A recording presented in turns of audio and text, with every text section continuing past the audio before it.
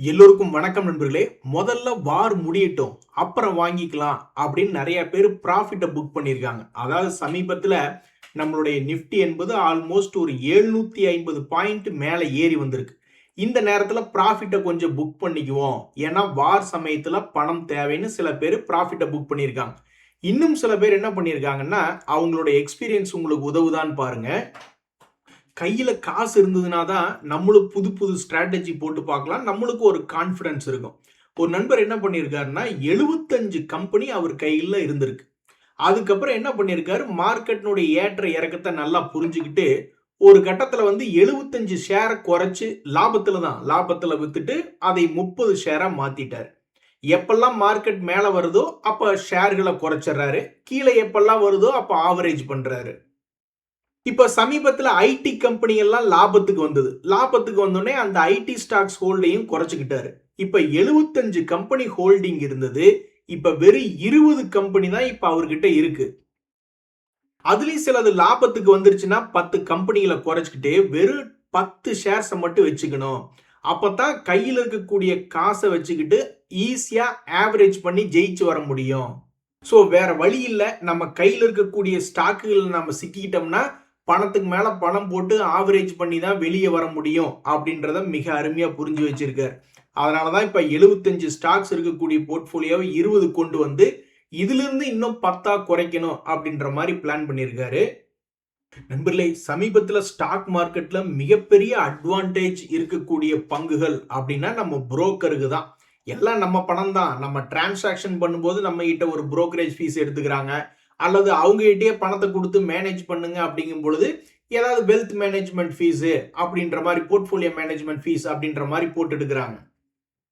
So எதிர்காலத்தில் இது போன்ற செக்டர்கள் தான் நல்லா வளர்ச்சி அடையும் அப்படின்ற ஒரு கணக்கு தற்போது ஸ்டாக் மார்க்கெட்டில் இருக்கு. திடீர்னு ஒரு 10-20 கோடி அடுத்த சில வருடங்களில் ஸ்டாக் மார்க்கெட்டுக்குள்ள மியூச்சுவல் ஃபண்டுகள் வழியாக வந்தாலும் சரி, அல்லது டைரக்டா ட்ரேடிங் அக்கௌண்ட் வழியாக வந்தாலும் சரி, இவங்களுக்கெல்லாம் ஒரு பெனிஃபிட் இருக்குமே அப்படின்றதான் தற்போதைய நோக்கம். அப்படி இருக்கும் பொழுது இதுல முன்னணியா இருக்கக்கூடிய குரோவினுடைய ரிசல்ட் என்ன சொல்லுதுன்னா 735 கோடி லாபம். ஸோ அவங்களுடைய வளர்ச்சி என்பது அதிகமாக தான் இருக்கு. அதே மாதிரி இப்ப இந்த மோத்திலால் ஓஸ்வாலினுடைய குவார்டர்லி ரிசல்ட் பார்க்கும்பொழுது 1274 கோடி லாபம். எவ்வா இன்னொரு வெல்த் மேனேஜ்மெண்ட் கம்பெனி 361 வேம் அப்படின்றது, அதுவும் 331 கோடி லாபம்.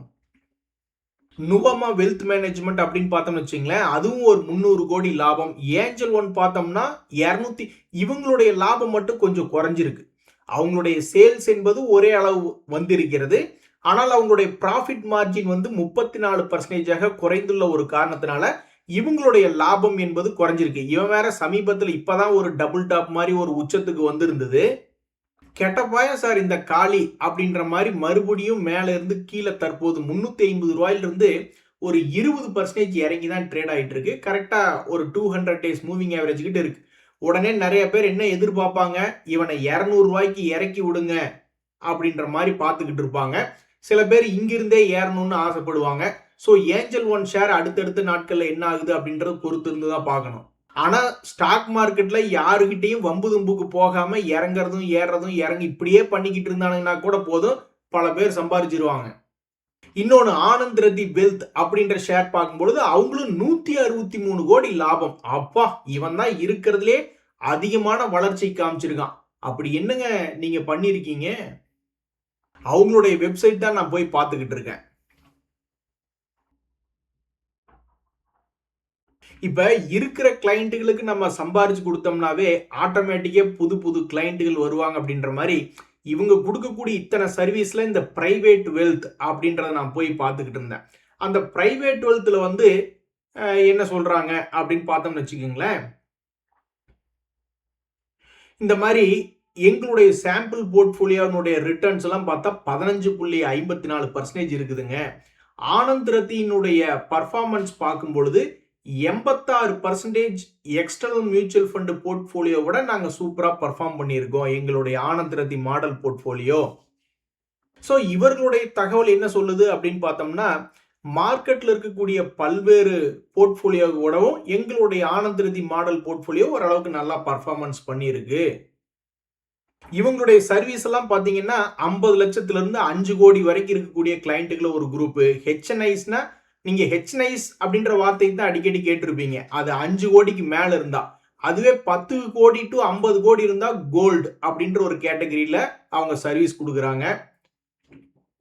ஸோ எல்லாருமே இந்த மார்க்கெட்ல இருந்து தான் சம்பாதிக்கிறாங்க நண்பர்களே. ஆக மொத்தம் நீங்க ஒரு வருஷத்துக்கு 15% மேல நீங்க சம்பாதிச்சிட்டீங்கன்னா நீங்களும் ஒரு மிகப்பெரிய ஆள் தான் ஸ்டாக் மார்க்கெட்ல. இவ்வளவு பெரிய கம்பெனி ப்ரொஃபஷனலா வச்சு ரன் பண்றவங்க 15% மேல எங்களுடைய மாடல் போர்ட்போலியோ வருஷமானா 5000 சம்பாதிக்குது அப்படின்ற மாதிரி சொல்றாங்க. நீங்களும் வருஷமானா 15% மேல எல்லாம் சம்பாதிக்கிறீங்கன்னா அப்ப நீங்க ஒரு பெரிய ஆள் நண்பர்களே. இப்பெல்லாம் நிறைய பேர்த்துக்கு ஐபிஓ கிடைக்குது அப்படின்னு கமெண்ட் போடுறாங்க. அப்படி இருக்கக்கூடிய இந்த ஷேடோ ஃபேக்ஸ் டெக்னாலஜிஸ் இது எத்தனை பேர்த்துக்கு கிடைச்சுன்னு தெரியல. அவன் ஐபிஓ வந்ததுக்கு அப்புறம் 100 ரூபாய் ரேஞ்சில இருந்து இப்ப 242 ரூபாயே வந்துட்டான். சோ இப்படித்தான் இந்த குப்பிட் அப்படின்ற ஒரு பங்கு, இந்த ஏத்தர் எனர்ஜின்ற ஒரு பங்கு, இது மாதிரி நிறைய பங்குகள் ஐபிஓல இருந்து வந்ததுல இருந்தே ஏறிக்கிட்டே தான் இருக்கானு. அப்ப இந்த ஷேடோ ஃபேக்ஸ் அப்படின்ற பங்குக்கு அதே மாதிரி ஏதாவது ஒரு சம்பவம் நடக்குமா? அது எப்படி அப்படின்றது தெரியல. ஆனா இப்ப வரைக்கும் பாசிட்டிவா இருக்கக்கூடிய ஐபிஓ ஏதாவது டக்குன்னு ஒன்று சொல்லுங்க அப்படின்னு உங்களை யாராவது கேட்டாங்கன்னா ஷேடோ ஃபேக்ஸ் டெக்னாலஜிஸ் அப்படின்ற ஐபிஓ இப்ப வரைக்கும் லிஸ்ட் ஆனதுல இருந்து தொடர்ந்து பாசிட்டிவ் மொமெண்டம்ல இருக்கு அப்படின்ற ஒரு நியூஸ். நண்பர்களே, இன்னொரு முக்கியமான தகவல் என்னன்னா 40 ரூபா ஷேர் இந்த மதர்சன் சுமி அப்படின்ற ஷேர். இவனுடைய வரலாறு என்ன சொல்லுதுன்னா பெருசா கீழே ஃபால் ஆகி மறுபடியும் பெருசா ரெக்கவரி ஆகி மறுபடியும் பெருசா ஃபால் ஆகி இப்படி ட்ரேட் ஆயிட்டு இருக்கு. இதெல்லாம் யார்டா உன்கிட்ட கேட்டா ஒரே மாதிரி தொடர்ந்து மேல போக வேண்டியது தானே? எதுக்கு மேலையும் கீழே இறங்கி கடைசியில நெட் ரிசல்ட் 2023 இருந்து என்ன அப்படின்னு பார்த்தா ஒண்ணுமே கிடையாது. அப்ப என்ன விலை இருந்ததோ அதே விலையில தான் இப்ப ட்ரேட் ஆயிட்டு இருக்கு. ஆனா இதுக்குள்ள எத்தனையோ பேர் போயிட்டு உள்ள பூந்து வெளியே நல்லா சம்பாதிச்சிருப்பாங்க. ஏன் அப்படின்னா அது கரெக்டா ஒரு குறிப்பிட்ட பேட்டர்ன்லயே சுத்திக்கிட்டு இருக்கு. ஆல்மோஸ்ட் ஒரு சைட்வேஸ் பேட்டர்ன் மாதிரி 30 ரூபா வர்றான்னு வச்சுங்க. அப்புறம் திரும்பி ஒரு 50 ரூபா பக்கத்துல போக வேண்டியது. அப்புறம் மறுபடியும் அங்கிருந்து கீழே விழுந்துட வேண்டியது. ஸோ இப்படியே ட்ரேட் ஆகி கொண்டிருக்கக்கூடிய இந்த எம்சுமி தற்போது 200 டேஸ் மூவிங் ஆவரேஜ் கிட்ட ட்ரேட் ஆயிட்டு இருக்கான். இனி அவன் வாழ்க்கையில தன்னுடைய பழைய கை 52 ரூபாய் நோக்கி போகிறதா அல்லது இன்னுமே கொஞ்சம் சீப்பா இன்னொரு 10 ரூபா பக்கம் கீழே இறங்குதா அப்படின்றது தெரியல. பட் இப்போதைக்கு கரெக்டா 200 டேஸ் மூவிங் ஆவரேஜ்ல இருக்கக்கூடிய பங்குகள் அப்படின்ற செய்தியில இந்த எம்சுமி அப்படின்றது இருக்கு. அதே மாதிரி இந்த கான்கார்ட் பயோ அப்படின்ற ஒரு பங்கு, இந்த ஷேருமே 200 டேஸ் மூவிங் ஆவரேஜ் கிட்ட இருக்கக்கூடிய ஒரு ஷேர் அப்படின்ற ஒரு செய்தி. இந்த ஷேர் வந்து இப்படி 200 டேஸ் மூவிங் ஆவரேஜ் கிட்ட இருக்கக்கூடிய இந்த நேரத்துல ஏன் தற்போது தாண்டி மேல வந்திருக்கு? இவனுடைய வாழ்க்கையில தன்னுடைய பழைய கையை என்னைக்காவது போய் தொடுமா இல்லையா அப்படின்ற கேள்வி ஒரு பக்கம். இன்னொரு பக்கம் என்ன கேள்வினா இது லாபம் செய்யக்கூடிய பங்கா? ஏன் இப்படி பெரிய அளவுல கிராஷ் ஆயிருக்கு? பாக்கறதுக்கு பெரிய அளவுல கிராஷ் ஆன மாதிரி இருக்கும். ஆனா பர்சன்டேஜ் எடுத்து பாத்தீங்கன்னு வச்சுக்கோங்களேன், இப்போதைக்கு ஒரு 45% மொத்தமா 60% இறங்கியிருக்கான். 60% இறங்கினதுக்கு அப்புறமே டக்குன்னு பிக்கப் ஆகி மேல 200 டேஸ் மூவிங் ஆவரேஜுக்கு மேல இருக்கு. அப்படின்னா மோஸ்ட்லி அது லாபம் செய்யக்கூடிய பங்கா இருக்கிறதுக்கு தான் வாய்ப்பு. ஆமா, இது வந்து தற்போது லாபம் செய்யக்கூடிய பங்கா இருக்கு. அதனாலதான் தன்னுடைய உச்சியிலிருந்து 60% கீழே இறங்கிய பின்பு லேசாக மேல ஏறி வரக்கூடிய சக்தி அப்படின்றது மார்க்கெட்ல வந்திருக்கு. சோ இப்ப இன்னைக்கு வீடியோல எத்தனையோ பங்குகள் கீழிருந்து மேல அதிர்ஷ்டவசமா மேல ஏறி வந்திருக்கக்கூடிய செய்திகளை பார்க்க போறோம். அந்த மாதிரி இருக்கக்கூடிய பல்வேறு பங்குகளை போலவே இந்த கான்கார்ட் பயோடெக் தன்னுடைய பழைய கையை மீட்டெடுக்குமா அப்படின்ற கேள்வி மார்க்கெட்ல இருக்கு. இங்க பாத்தீங்களா இந்த கொஸ்கார்ப் அப்படின்ற ஷேர் அடிக்கடி செய்திகளை வந்துகிட்டு இருந்தது. அப்புறம் நீண்ட நெடுங்காலமாக பெரிய செய்திகள் என்பதே இல்லை. கடைசியில போய் இந்த கொஸ்கார்ப் அப்படின்றத எடுத்து பார்த்தா அவன் வாழ்க்கையில ஒரு ட்ரெண்டிங் கிளியாக 2-3 தடவை வேலை பார்த்திருக்கான். பெருசு இறங்கினாலும் தொடர்ந்து இறங்க வேண்டியது, ஏறினாலும் தொடர்ந்து ட்ரெண்டா ஏறிக்கிட்டே இருக்க வேண்டியது. அப்படி இருக்கக்கூடிய நேரத்துல இந்த 2026ல ஒரு மிகப்பெரிய லோ வெறும் 160 ரூபாயில வந்து சுத்திக்கிட்டு இருந்தான். அப்புறம் அங்க பிக்கப் ஆனவன் பெருசா எந்த நியூஸ்லயுமே மாட்டல. இந்த 200 டேஸ் மூவிங் ஆவரேஜை தாண்டின நியூஸுக்காக அவன் வந்து ஏதாவது ஒரு இடத்துல சிக்கி இருக்கணும். அப்பவும் நிறைய பேர்த்தினுடைய கண்ணில் மண்ணை தூவிட்டு எப்படியோ கொஞ்சம் கொஞ்சமா பிக்கப் ஆகி கடைசியில இன்னைக்கு செய்தியில மாட்டிக்கிட்டான். இன்னைக்கு செய்தியில வந்து பெரிய அளவுல ஏறிய பங்குகள் அப்படின்ற ஒரு செய்தி எடுத்து பார்க்கும் பொழுது இந்த கொஸ்கார்ப் ஆல்மோஸ்ட் 100% சமீபத்திய லோவ்ல இருந்து மேல ஏறி வந்திருக்கு. சோ இந்த கொஸ்கார்ப் அப்படின்ற ஷேருக்கு எது உதவி செய்திருக்கு அப்படின்னா சந்தேகத்துக்கு இடம் இல்லாம அதனுடைய லாபம் தான். அதனுடைய P&L அக்கவுண்ட்ல ஒரே ஒரு முறை 95 கோடி மைனஸ் அப்படின்ற மாதிரி இருக்கு. அதுக்கப்புறம் பெருசா அது லாஸ் மேக்கிங் என்பது காட்டவே இல்லை.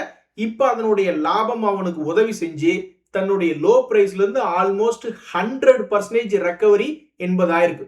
ஒரு குழந்தைய பார்த்து கேட்டோம்னா கூட இப்படி ஏறி இறங்கிக்கிட்டு இருக்கு, அடுத்தது இங்கிருந்து என்ன ஆகும் அப்படின்னா பல பேர் என்ன யோசிப்பாங்க, ஒருவேளை மேல வந்துருமோன்னு யோசிப்பாங்க.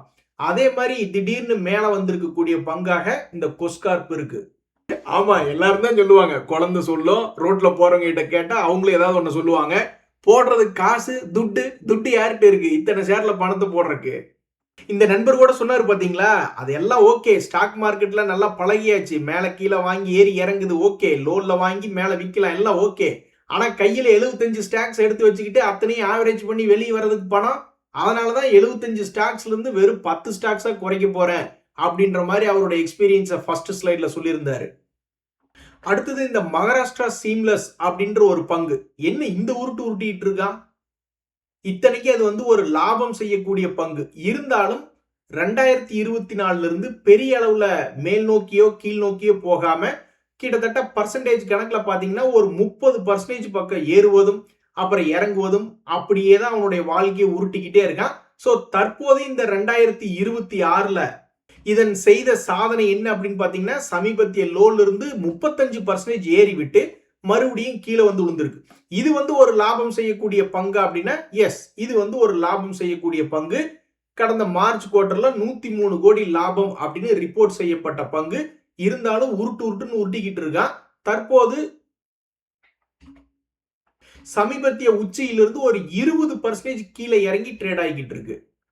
நண்பர்களே, நம்மள மாதிரி ரீட்டைல் ட்ரேடர்ஸ்க்கு எந்த கன்ஃபியூஷனும் இல்லை. லாபம் செய்யக்கூடிய ஷேர்னா அது மேல இருக்கணும், நஷ்டம் செய்யக்கூடிய ஷேர்னா அது கீழே இருக்கணும் அப்படின்றதா நம்மளுடைய லாஜிக்.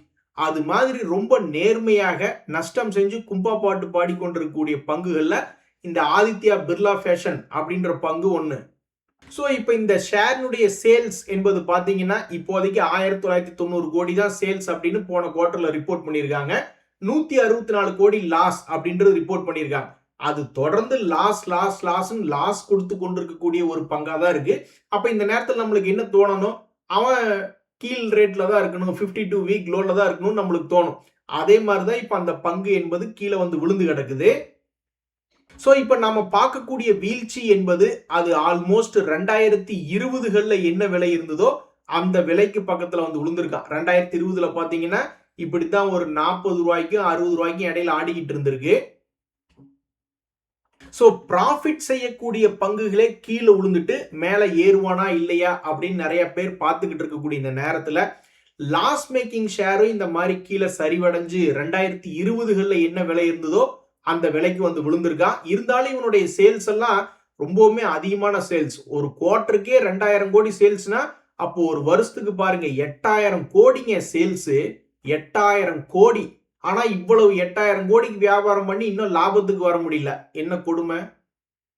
எனிவே இவ்வளவு காலம் வெயிட் பண்ணி பார்த்துட்டு இருக்கக்கூடிய எஃப்ஐஸ் வந்து தங்களுடைய ஹோல்டிங் பர்சன்டேஜ் குறைச்சு 12 தான் வச்சிருக்காங்க. டிஐஸுமே தங்களுடைய ஹோல்டிங்க குறைச்சு 5.69 அப்படின்னு ரிஸ்க கம்மி பண்ணிக்கிட்டாங்க. பெரிய அளவுல ஹோல்டிங் இன்க்ரீஸ் பண்ணி ரிஸ்க் இன்க்ரீஸ் பண்ணல. ஷேரினுடைய விலை இறங்கும் பொழுது சரி எதுக்கு ரிஸ்க், கொஞ்சோண்டு மட்டும் இருக்கட்டுமேனு பாதி ஹோல்டிங்கை வெளியே எடுத்துட்டாங்க. மீதி நம்ம பப்ளிக் தான் இப்போ 34% ஹோல்டு பண்ணிக்கிட்டு இருக்காங்க. நண்பர்களே, இந்த நேரத்தில் இந்த டிம்கன் அப்படின்ற ஷேரை பத்தி பேசணும். அவன் மிகப்பெரிய அளவுல இந்த வருஷத்தினுடைய லோல இருந்து 35% சம்பாரிச்சு கொடுத்த டிம்கன் இப்ப மறுபடியும் கீழே வந்து விழுந்திருக்கு. ஷேர் மார்க்கெட்னேவே அது ஏறதும் இறங்குறதும் தான் வேலை. ஸோ 2024ல இவன் பெருசா சாதிச்ச பங்கு 2025ல ஒன்றும் பெருசா சாதிக்கல. இந்த 2026ல பெருசா இப்ப வரைக்கும் சாதிக்கல. இவன் மட்டும் கீழே இறங்குறதுக்கு பதுவா இது அப்படியே கீழே இறங்காம இறங்குனதுக்கு பதுவா மேலே ஏறி இருந்தான்னு வச்சுங்களேன், பழைய ஹையே வந்திருப்பான். பாத்தீங்களா? டேய் கிழக்க போடான்னா அப்படியே திரும்பி மேக்க போயிருக்கான். என்னடா உன்னை நாங்க சொல்றது அப்படின்ற மாதிரி தற்போது ஆல்மோஸ்ட் எத்தனை பர்சன்டேஜ் வீக் ஆயிருக்குன்னா 20% கீழே இறங்கியிருக்கு. இதுக்கு பதுவா 20% மேல ஏறி இருந்தான்னு வச்சுங்களேன், அவனுடைய பழைய கைய வந்து தொட்ட பங்கு அப்படின்ற பெயர் வாங்கியிருப்பான். அட கொடுமையே பாத்தீங்களா நண்பர்களே. எனிவே இந்த டிம்கன் ஷேர்ல இருந்து நம்ம கத்துக்கிட்ட பாடம் என்ன அப்படின்னு பாத்தீங்கன்னா, லாபத்தை புக் பண்ணலினா அது வந்து பேப்பர் ப்ராஃபிட் அப்படின்ட்டு போக வேண்டியதான் ஸ்டாக் மார்க்கெட்ல. நண்பர்களே இன்னொரு முக்கியமான தகவல் என்னன்னா, இந்த ஐடியா ஷேர்ல பணம் லட்சக்கணக்கில் லாக் ஆயிருந்தது பல பேர்த்துக்கு. ஏன்னா இது 8 ரூபா 10 ரூபா இருக்கும்போது சரி குவான்டிட்டி ஜாஸ்தியா இருக்கணும்னு நிறைய பேர்த்துக்கு ஆசை. 5000 ஷேர் நான் ஷேர் மார்க்கெட்ல வச்சிருக்கேன் ஒரு குறிப்பிட்ட கம்பெனில 10,000 குவான்டிட்டி வச்சிருக்கேன். அந்த மாதிரி குவான்டிட்டி ஜாஸ்தி எடுத்தவங்க நிறைய பேர் இருக்காங்க. ஸோ இவன் 8 ரூபா ரேஞ்சு 5 ரூபா ரேஞ்சில் சுத்திக்கிட்டு இருந்த ஐடியா அப்படி இப்படின்னு இப்ப வந்து 13 ரூபாய்க்கு மேல் நோக்கி ஏறி வந்திருக்கு. இப்ப மறுபடியும் அவன் சப்போர்ட் எடுத்து பழைய ஹையை உடைப்பானா அல்லது மறுபடியும் ஒற்றை இலக்க எண் 10க்கு கீழே குறைஞ்சு மறுபடியும் 7 8 அப்படின்ற மாதிரி வரப்போகுதா? ஸோ மிக முக்கியமான சப்போர்ட் ரேஞ்சில் சுத்திக்கிட்டு இருக்கக்கூடிய ஐடியாவை பல பேர் வந்து அதனுடைய பழைய ஹை 20 ரூபா பக்கத்துல வரணும்னு ஆசைப்படுறாங்க. சில பேர் 8 ரூபா 5 ரூபா ரேஞ்சில் எடுக்காம விட்டவங்க கீழே வந்துச்சுன்னா நல்லா இருக்குமே அப்படின்ற மாதிரி ஆசைப்படுறாங்க. ஸோ இந்த ஐடியா அப்படின்ற ஷேர் அடுத்தடுத்து வரக்கூடிய வாரங்கள்ல மிகப்பெரிய போக்கஸ்ல இருக்கக்கூடிய ஒரு பங்கா இருக்கு. இந்த ஐடியா ஷேர்ல பணம் முடங்கி கிடக்கிற மாதிரியே நிறைய பேர்த்துக்கு இன்னும் ஏகப்பட்ட ஷேர்கள்ல பணம் முடங்கி கிடக்கு. ஒரு உதாரணத்துக்கு பாத்தீங்கன்னா இந்த இன்டெலெக்ட் டிசைன் அரீனா அப்படின்ற ஷேர் அவனும் ஆடாத ஆட்டம் ஆடி இருக்கான். சமீபத்துல 2022 இருந்து பாத்தீங்கன்னா மிகப்பெரிய அளவுல ஏற்றமும் இறக்கம். இப்ப 2025ல வந்திருக்கானுங்க அவனுடைய பழைய கையே. அதுக்கப்புறம் இப்ப வந்து லோ பிரைஸ்ல ட்ரேட் ஆயிட்டு இருக்கு. அப்ப இது என்ன செக்டர் லாபம் செய்யுதா இல்லையா? ஸோ இது வந்து ஒரு லாபம் செய்யக்கூடிய பங்கு தான். அதே மாதிரி டெக்னாலஜி ரிலேட்டடா இருக்கக்கூடிய பங்கு தான். தற்போதைக்கு 102 கோடி லாபம் அப்படின்னு இந்த குவார்டர்ல காமிச்சிருக்காங்க. சமீபத்துல டெக்னாலஜி பங்குகள்லாம் ஓரளவுக்கு நல்ல ஒரு ரேலி கொடுத்தான். ஆனா பாவம் இந்த இன்டெலெக்ட் டிசைன் அறினால ரேலி என்பது வரல. ஸோ இந்த ஷேர் இதுவரைக்கும் ஃபெயில் பண்ணல. 2024லயும் ஃபெயில் பண்ணல, 2025லயும் ஃபெயில் பண்ணல. இன்ஃபேக்ட் 2025லாம் ஏறி இறங்கவே இல்லை. அதுக்கப்புறம் ஏதோ இந்த 2026 பேட் நியூஸ்ல தான் கீழே இறங்கி வந்து ட்ரேட் ஆயிட்டு இருக்கு. ஸோ அப்ப இந்த ஷேர்ல இந்த 2026ல அப்ப நீ சம்பாரிச்சு தர மாட்டியா? அப்ப இனி நீ 2027ல தான் சம்பாரிச்சு தருவியா அப்படின்னு அந்த ஷேர் வச்சிருக்கிறவங்க ரொம்ப பொறுமையா பார்த்துக்கிட்டு இருக்காங்க. இங்க பாருங்க சூப்பர். இந்த சாய்ஸ் இன்டர்நேஷனல் ஷேர்ல போட்ட பணம் முடங்கி கிடந்தது. ஆனா அந்த தடை நீங்கி இப்ப ஷேர் ஹோல்டர்ஸ் செம ஹாப்பியா இருக்கிறாங்க. இப்படித்தாங்க நண்பர்களே ஒவ்வொரு ஷேர் இருக்கணும். இங்க பாருங்களேன் சமீபத்திய லோ வந்து வெறும் 500 ரூபாய்க்கு போயிட்டான். 850 ரூபாய் ரேஞ்சில இருந்து 500 ரூபாய் வரைக்கும் போயிட்டு இப்ப 500 ரூபாயில இருந்து மறுபடியும் 822 ரூபாய்க்கு திரும்பி வந்திருக்கான். எப்படி ஒரு லாபம் பாருங்க. சரி இந்த பங்கு அப்ப லாபம் செய்யுதுன்னா எஸ் அவன் செய்யற லாபத்துக்கு தான் இந்த மரியாதை. 130 கோடி சேல்ஸ்ல இருந்து 300 கோடி சேல்ஸ் அப்படின்னு மாறி இருக்கு. அதே மாதிரி 20 கோடி 30 கோடி லாபத்துல இருந்து 66 கோடி 68 கோடி லாபம் அப்படின்ற மாதிரி வந்திருக்கு. அதை கணக்குல வச்சுக்கிட்டு 500 ரூபாய் ரேஞ்சில இருந்து 822 ரூபாய்க்கு மறுபடியும் திருப்பி கொண்டு வந்திருக்காங்க. சோ லாபம் செய்யக்கூடிய பங்கு அல்லது லாபத்தை ஒவ்வொரு வருடமும் அதிகப்படுத்தி கொடுக்கக்கூடிய பங்குகள்ல பணத்தை போட்டோம்னாவே நம்மளுக்கு பெரும்பாலும் நம்மளுடைய பணம் என்பது முடங்காது, லாபம் வந்துகிட்டே இருக்கும். அப்படி இல்லைனாலும் இந்த நண்பர் யோசிக்கிறார் பாத்தீங்களா, கரெக்டா சப்போர்ட்ல வாங்கி ரெசிஸ்டன்ஸ்ல கொடுத்து அப்படி இப்படின்னு கொடுத்து கடைசியில எப்படி பார்த்தாலும் ஆவரேஜ் பண்ணி தான் ஜெயிக்க முடியும். அதுக்கு கையில பணம் வச்சுக்கணும் அப்படின்ற மாதிரியாவது இல்லைன்னா நம்ம ஐடியா பண்ணி ஜெயிக்கணும். இன்றைய தகவல் உங்களுக்கு உதவியா இருந்தா எனக்கு மகிழ்ச்சி. ரொம்ப நன்றி. வணக்கம்.